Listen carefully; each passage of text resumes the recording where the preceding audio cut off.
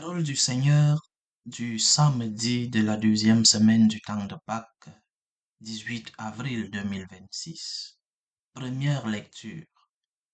Lecture du livre des Actes des Apôtres.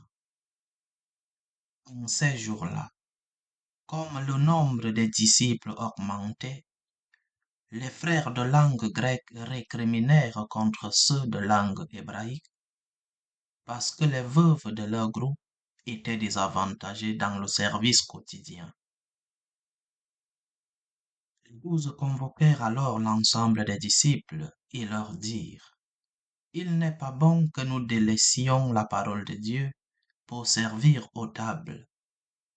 Cherchez plutôt, frères, 7 d'entre vous, des hommes qui soient estimés de tous, remplis d'Esprit Saint et de sagesse, et nous les établirons dans cette charge. En ce qui nous concerne, nous resterons assidus à la prière et au service de la parole.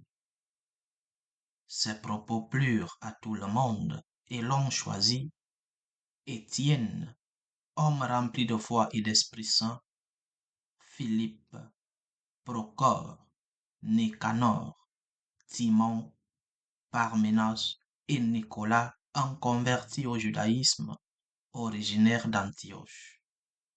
On les présenta aux apôtres et après avoir prié, ils leur imposèrent les mains. La parole de Dieu était féconde. Le nombre des disciples se multipliait fortement à Jérusalem et une grande foule de prêtres juifs parvenait à l'obéissance de la foi. Parole du Seigneur. Somme. Que ton amour, Seigneur, soit sur nous, comme notre espoir est en toi. Priez de joie pour le Seigneur, homme juste, homme droit, à vous la louange. Rendez grâce au Seigneur sur la cithare. Jouez pour lui sur la harpe à 10 cordes. Que ton amour, Seigneur, soit sur nous, comme notre espoir est en toi. Oui, elle est droite la parole du Seigneur. Il est fidèle en tout ce qu'il fait. Il aime le bon droit et la justice. La terre est remplie de son amour. Que ton amour, Seigneur, soit sur nous, comme notre espoir est en toi. Dieu veille sur ceux qui le craignent, qui mettent leur espoir en son amour, pour les délivrer de la mort, les garder en vie au jour de famine. Que ton amour, Seigneur, soit sur nous, comme notre espoir est en toi. Alléluia, Alléluia, Alléluia. Le Christ est ressuscité, lui qui a tout créé, il a pris en pitié le genre humain. Alléluia, Alléluia, Alléluia. Évangile de Jésus-Christ selon Saint Jean. Jean chapitre 6, versets 16 à 21. Le soir venu, les disciples de Jésus descendirent jusqu'à la mer.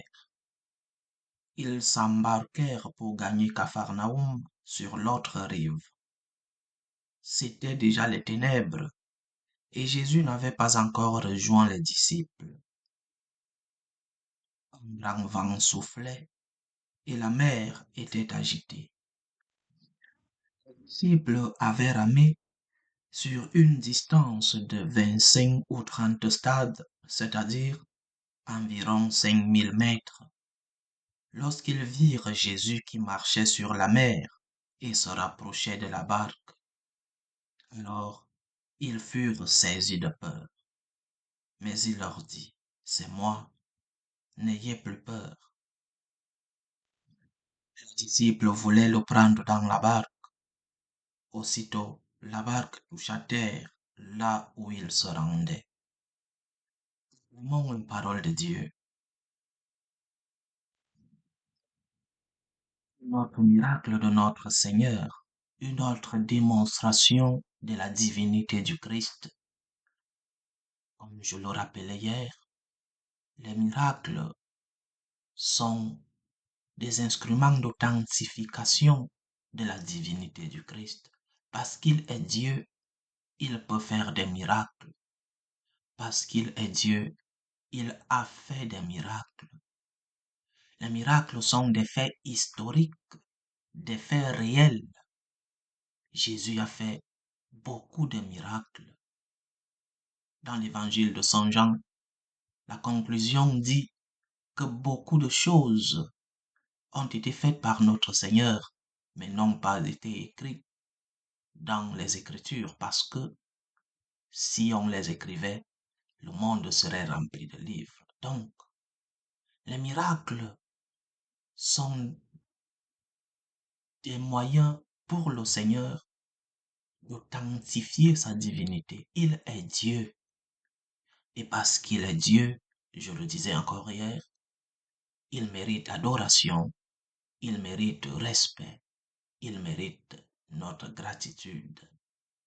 Mais les miracles sont aussi, en plus d'être des faits historiques, ce sont des faits symboliques.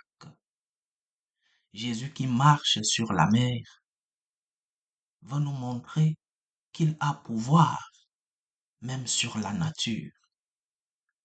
Le Seigneur te montre qu'il a pouvoir sur la nature. Et donc, n'aie pas peur, il le dit lui-même, c'est moi, n'ayez plus peur.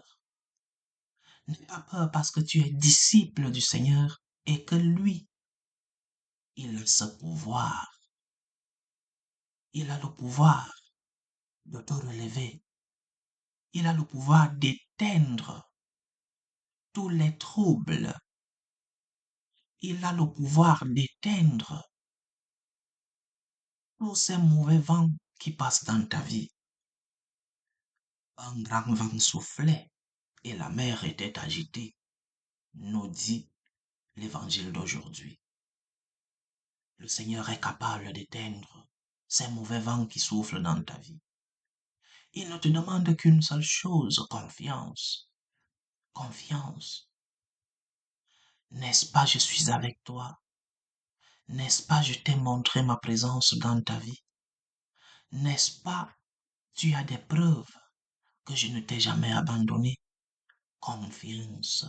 Ce mauvais vent passera. Je suis avec toi. J'ai pouvoir sur la nature. J'ai pouvoir sur les mauvais vents. Que le Seigneur puisse ouvrir nos cœurs à la confiance. Nous puissions lui dire, Seigneur, je te fais confiance. J'ai confiance en toi, Seigneur. Viens calmer cette tempête dans ma vie. Viens calmer ce vent. Viens marcher sur la mer qui est si agitée dans ma vie. Seigneur, j'ai confiance en ta toute-puissance. Seigneur, j'ai confiance en toi.